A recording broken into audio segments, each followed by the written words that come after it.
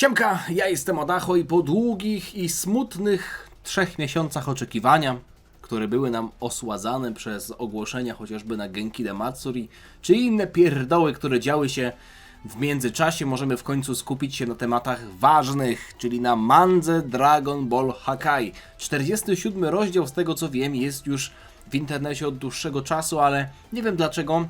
Strona internetowa Dragon Ball Hakai już od wielu miesięcy nie jest aktualizowana. Gustavo, autor tej mangi, pochodzący z Brazylii, wrzuca te swoje rozdziały na Patreona, czy tam na jak to tam się nazywa. Dziękuję Piotrkowi, który podesłał mi rozdział 47 i rozdział 48, więc oprócz tego filmu, który dzisiaj będziecie oglądacie już teraz, mam nadzieję, jeszcze. Dziękuję wam za to. Niedługo też się pojawi kolejny, więc 2 rozdziały, nie będę wam ich dzielił. Stwierdziłem, że już wystarczająco długo czekaliście, więc dzisiaj 47, niedługo 48. Dla przypomnienia, 2 turnieje mamy przed sobą. Turniej w tej linii czasowej, gdzie mamy Goku, który udaje Turlesa. Pamiętacie? Bóg zniszczenia Goku, który tak naprawdę udaje zwykłego Saiyanina. Spotkał Bardoka i jego drużynę. Teraz bierze udział w turnieju i od tego wątku zaczynamy. Drugi wątek to jest Gohan, Piccolo, ich trening w kontekście tej wielkiej wojny między wszechświatami, może nie między wszechświatami, tylko z niebieskimi magami. Do tego wątku pewnie też później przejdziemy, ale Gohan też tam będzie brał udział w jednym turnieju. Tak czy inaczej, letni turniej rozpoczyna się. To jest tytuł tego rozdziału. My widzimy Freezę, który na końcu rozdziału 46 pojawił się niespodziewanie na planecie Vegeta. Ku zdziwieniu wszystkich Saiyan, Freeza jest postacią, która w tamtych czasach jeszcze wzbudza szacunek i strach. Goku, myślę, że to już patrzy na niego jak na swojego starego znajomego. Gdzie jest mój kursor? Dobrze, już tutaj. Dziękuję. Królu! Nie mów mi, że zrobiłeś to bez mojej wiedzy. Czy mam uznać to za zdradę? Wielki Freeza, co za honor móc gościć cię tutaj. Przyboczni króla dziwią się, że król upada na kolana, ale król ich ruga. Idioci, co robicie? Uklęknijcie, pochylcie się przed wielkim Freezą. Wszyscy klękają. To wielki Freeza. Goku nie wie co robić, no bo on przecież ani razu przed Freezą w życiu nie klęknął. Ale wydaje mi się, że Goku ma tak mało pychy w sobie, że zrobi to wszyscy. O, dokładnie. Hej Turles, ty też. Tak jak mówiłem, oni tutaj myślą, że on ma na imię Turles. Co się dzieje? Nie żyłeś wśród cywilizacji, więc nie wiesz. To Freeza. Kreatura, która rządzi całym wszechświatem. My, Saiyanie, mu służymy, jako jego armia. No i to też będzie wątek ważny w kontekście tego, że Goku z pierwszej ręki będzie mógł zobaczyć i dowiedzieć się, jak wyglądała historia Saiyan. Przecież na początku Goku trochę nie rozumiał Vegety. Nie rozumiał tego, dlaczego Vegeta zachowywał się w taki sposób, jak to było żyć pod rządami Freezy, a teraz Goku oprócz tego, że będzie mógł poznać faktycznie rasę Saiyan, to też będzie mógł poznać tę historię Saiyan w kontekście ich półniewolnictwa, można powiedzieć. Oni byli wykorzystywani przez Freezę, nie byli traktowani jak równi partnerzy. Wiedziałem, że Saiyanie służyli Freezie, ale nie wyobrażałem sobie, że bali się go aż tak bardzo. Czego ten drań Freeza tutaj chce, myśli sobie Bardock. To nie może być nic dobrego. Freeza opada razem... Nie, co jest? Co to? Zarbon tutaj leci za nim, a Dodoria szczerzy kły? Więc, królu Vegeta, może wytłumaczysz, o co tu chodzi? Wielki Freezo, organizujemy tutaj tylko kulturowy event nas, saijańskich ludzi. To jest letni turniej. Robimy to co roku. O, słyszałem o tym. Dokładnie dlatego przyleciałem tutaj to zobaczyć. Wiesz? Przepraszam za to szczerstwo z mojej strony. Nie mogłem się po prostu powstrzymać, żeby zobaczyć ten przerażony wyraz twarzy. Prawda jest taka. Po prostu pomyślałem, że to wydarzenie będzie dobrą okazją do tego, żeby sprawdzić moc aspirujących saijańskich wojowników i weteranów. Pardon? Przepraszam? Słucham? Nie było... Co by to było, gdyby Goku wygrał ten turniej i dołączył do armii Freezy? Ojejku. Bóg zniszczenia Goku w armii Freezy. Goku gdzieś podział 5. klepkę, z tym się zgodzę, ale chyba aż tak mało oleju w głowie nie ma, żeby się zgodzić na coś takiego. Chociaż to się jeszcze nie wydarzyło, a ja już tutaj rozdaję karty. Dzielę skórę na żywym niedźwiedziu. Czytajmy dalej. Jako że Saiyanie służą w mojej armii, pomyślałem, że to ważne, żeby mieć pojęcie na temat tego, jaki poziom mocy prezentują. Król Vegeta jest przerażony. Saiyanie w tamtych czasach nie mieli wysokiego poziomu mocy. Pamiętajmy, że Vegeta jak przyleciał na Ziemię, to miał w okolicach 18 000 przed transformacją w Ozaru. Freeza w pierwszej formie miał 530, więc nie ma tutaj mowy o tym, żeby jakikolwiek Saiyanin go zaskoczył, chociaż no to już był poziom elitarny, więc to, że Frieza był silny, to nie znaczy, że Saiyanie byli słabsi od osób, które podbijali, no nie? No jeszcze zwykli ludzie gdzieś tam na planetach byli jeszcze słabsi, więc Frizie to w zupełności wystarczyło. Dlaczego? Masz z tym jakiś problem? Nie, w zupełności nie. Wręcz przeciwnie. To wielki honor móc cię tutaj gościć, wielki Frizo. Bardzo dobrze.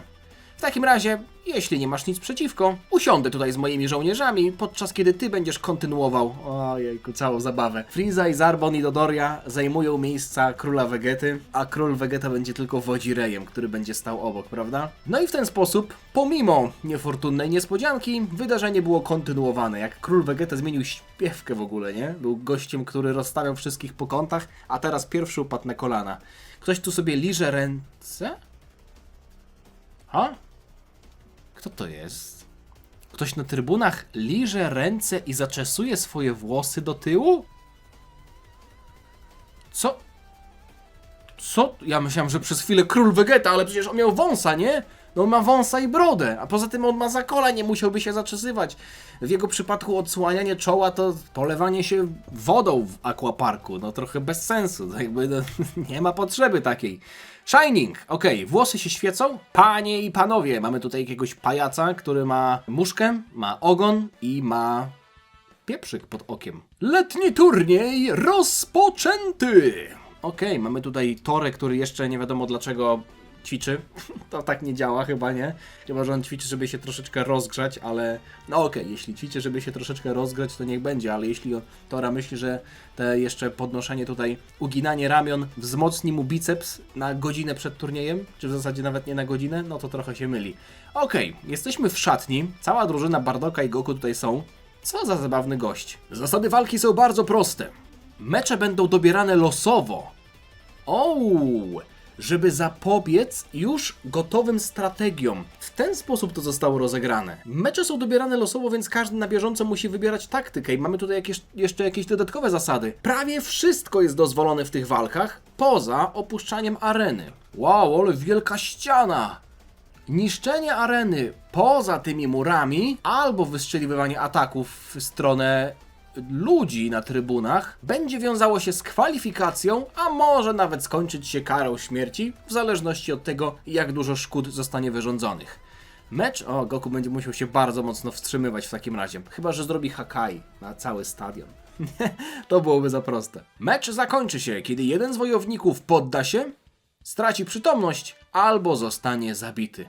Wow, zabijanie jest możliwe w tym turnieju? Dziwi się Goku, do tej pory w turniejach to nie było możliwe. To się zawsze dzieje? Tak. My, Saiyanie, jesteśmy dumnymi Bardock. Opamiętaj się, wiem, że się stresujesz, ale wdech i wydech. My, Saiyanie, jesteśmy dumnymi wojownikami. Rzadko ktokolwiek publicznie się poddaje. A ci, którzy to robią, potem są wyśmiewani. Najczęstszym rezultatem walk jest to, że ktoś jest znokautowany albo zabity. Cóż, mówi Frieza. Nie mogę się doczekać tego, jaką rozrywkę ten sajański turniej mi zaoferuje. Ej, ale Frieza jest tutaj z przodu, a król Vegeta dalej ze swoimi przybocznymi siedzi na tronie. Myślę, a nie, Frieza przecież w sumie ma swój tron, no nie? Przecież on ma tę swoją kapsułę, w której lata.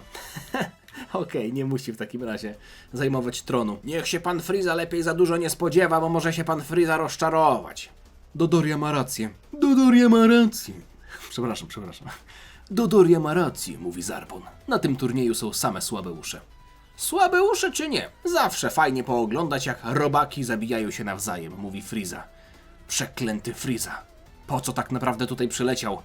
Ach, król Vegeta aż łysieje z tych nerwów, zastanawiając się, jakie są prawdziwe intencje Imperatora, który niespodziewanie zjawił się na jego planecie, ale my będziemy musieli chyba poczekać na faktyczne odsłonienie kolorów Frizy, bo mamy turniej przed sobą. Także zasady zostały ustalone, więc niech turniej się rozpocznie.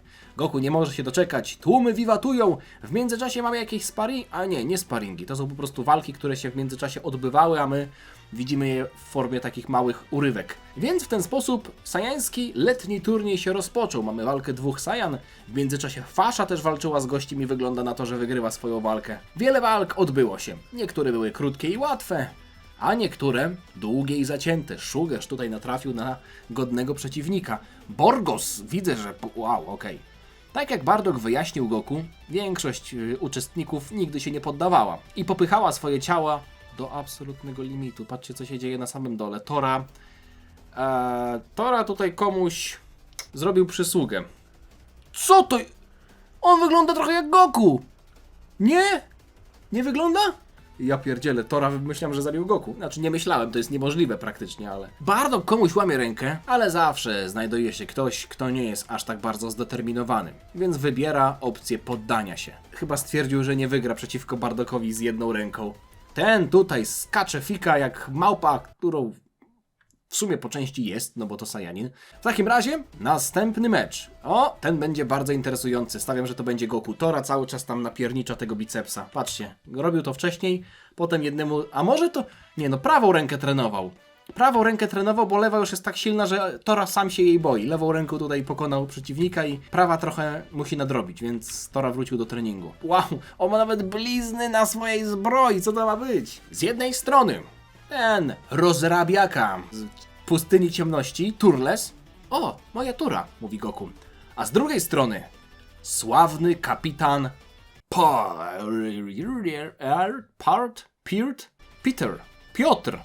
Piotruś Pan. Dewastator Piotruś. To jest jego ksywka. Dewastator Piotruś. Ale ma blizny. Zobaczcie, że wszystkie jego blizny to są jakieś X-y. Może to są jakieś specjalnie zrobione skaryfikacje, nie? Jaka jest szansa na to, że wszystkie jego blizny to są jakieś X-y, nie? Okej. Nie ma żadnych na przykład takich ciachnięć. Przeciwnikiem Turlesa jest Piotruś? A niech to. Co jest? Ten gość jest silny? Silny? Kapitan Piotruś jest... Kapitan Piotruś jest jednym z najsilniejszych bojowników spośród żołnierzy niskiej klasy. Jest nazwany Piotruś Dewastator. Nie mogę, przepraszam. Jest nazwany Piotruś Dewastator, mówi Tora cały czas trenując prawego bicepsa, ponieważ kradnie kolegom klocki w przedszkolu i dewastuje ich budowlę z Lego. Teraz, nie wiem, Barki zaczął trenować gość, okej? Ponieważ kiedy leci na planety, żeby podbijać je w ramach misji, zazwyczaj rozkazuje swojemu składowi, żeby się ten wycofał i pozwolił mu zdewastować populację całej planety. Boimy się Piotrusia! Ojejku. A niech to! Myślałem, że ja będę miał okazję, żeby cię pokonać w tym turnieju. Za to, co mi zrobiłeś, Turles. Wygląda na to, że nie będę miał szans. Goku dostał ale randomowa szansa, nie? Losowość niezła tutaj, że dostał akurat dewastatora Piotrusia. Ale dobra, Goku myślę, że tutaj pokona go jednym palcem. Jeśli Piotruś cię pokona, możesz stracić okazję na to, żeby pokazać królowi, jak bardzo się wzmocniłeś. A jeśli go rozczarujesz, to może być koniec naszej dwójki. Zrelaksuj się. Trenowałem dużo. Jestem pewien, że wykończę tego gościa w trymiga. Ten gość gada bez sensu. Komentuje to Fasza, która też chyba jest tutaj za dewastatorem Piotruś. Ty! Teraz tak patrzę na to, jaką ma fryzurę i zarost ten dewastator Piotruś. Okej, budowa ciała, budowa ciała, ale kurde, podoba mi się fryzura. Mogłem się nie golić, teraz mam taką słabą brodę, dopiero odrasta mi. Mogłem zapuścić brodę, to dopiero by było. No ale dobra, niech będzie. Dewastator Piotruś kontra Goku? Zmiażdżę cię w 5 sekund, słabeuszu. Jestem pewien, że król będzie zadowolony i mnie wypromuje, w sensie, że dam mi awans, nie? Podwyżkę. Król się tutaj dziwi, patrzcie. Ten Turles ma pecha. Walczy z kapitanem Piotrusiem od samego początku. Co? Powie król? Nie obchodzi mnie to. Jeśli nie pokaże mi więcej tych swoich trików, poddam go egzekucji. O ile Piotruś nie zrobi tego pierwszy. Wygląda na to, że jest coś interesującego, co tyczy się tego gościa. Myśli sobie Frieza. Powiedz mi, królu Vegeta, pomimo tego, że macie skautery, nie widziałem, żebyście użyli ich chociaż razu, żeby zmierzyć poziomy mocy wojowników. Dlaczego? W bitwie ten z wyższym poziomem mocy prawie zawsze wygrywa, więc znanie poziomów mocy trochę zrujnowałoby niespodziankę, nieprawdaż? Ta logika ma trochę sensu, ale nadal chciałbym wiedzieć. Frieza zakłada skauter i będzie mierzył poziomy mocy Piotrusia i Goku. Zobaczmy w takim razie. Ten duży gość jest znacznie silniejszy od tego małego. To będzie masakra. Zobaczcie, tutaj jakieś mamy poziomy mocy. No nie mamy do końca napisanych, jakie to są poziomy mocy, bo ogólnie można było się doczytać, jak były te poziomy mocy pokazywane w anime, ale tutaj to tak jest trochę zaszyfrowane, więc nie dowiemy się. A niech to. Ten Frieza powiedział to tylko, żeby mnie sprowokować. A zresztą to i tak nie była żadna niespodzianka. Wow, Ginę tutaj siedzi. Ginę jest kochana. Tylko pamiętajcie, to nie jest Ginę z mangi Ginę Reboot, to jest inna Ginę. To jest jakby ta sama Ginę, ale nie miała tej historii, którą widzieliśmy ostatnio. Chociaż może miała. Wow, wygląda na to, że Turles będzie walczył z naprawdę silnym gościem. Mam nadzieję, że będzie w porządku. O, jeszcze mu kibicuje! Dalej, Turles, możesz to zrobić! Lik się dziwi. Hej, kim jest ten gość? I dlaczego wygląda jak Bardock? Konferencjer rozpoczyna walkę. Piotruś rzuca się w stronę Goku. Zniszczę cię, zmiażdżę cię jednym ciosem. O! O! Jeju, myślałem, że ta walka potrwa trochę dłużej. Goku nokautuje Piotrusia dosłownie tak samo jak nokautował. Czy to Nappy chyba w ten sposób zaatakował, nie? Chyba nie ma tutaj żadnych trików, nie? Nie będą go osądzać o żadne triki. Goku jednym szybkim łokciem w brzuch nokautuje Pietro. Don Pietro upada na ziemię. Okej, mamy tutaj, czyli ten kadr w ten sposób zrobiony. Lik i Gin nie dowierzają. Król Vegeta, I don't know what just happened, brada. Frieza tak samo. Turles pokonuje Piotrusia w niesamowity sposób. Co za zwycięstwo! Wykrzykuje konferencjer. Wow, Turles! Udało ci się! Myślałem, że może ten rozwali go jakimś kiblastem. Nie no, Goku tutaj się bawi po prostu z nimi. Tak samo jak w tych kwalifikacjach do Tenkaichi Budokai. Też wyrzucał jednym ciosem, żeby po prostu przejść dalej, nie? Żartujecie sobie? Piotruś pokonany jednym uderzeniem? Ej, Bardock, jaki trening odbył Turles? Jaki jest jego poziom mocy? Mierzyłeś go? Cóż, nie wiem, w jaki sposób ten idiota trenował. A jeśli chodzi o poziom mocy, zmierzyłem go przed turniejem. Nie powinien być silniejszy niż Piotruś. Jak kapitan Piotruś został pokonany tak łatwo? Król Vegeta dalej nie dowierza i szuka jakiegoś rozwiązania. Czy to jakieś triki z Ameryki? Poza tym, czy Frieza nie powiedział, że siła Piotrusia jest większa? Frieza też już tutaj jest zadąsany. Zaczyna się tutaj dąsać. Zafrapował się Frieza, a my jesteśmy... Ale jeszcze jedna kwestia dialogowa. Królu Vegeta, masz mi powiedzieć błyskawicznie, kim jest ten człowiek. Uwaga Frizy skupiła się na Goku. On oczywiście Goku nie zna, ale Goku zna Frizę. Aj, ten wątek jest naprawdę ciekawy. Cieszę się, że dostaliśmy 2 rozdziały. Dzięki jeszcze raz Piotruś.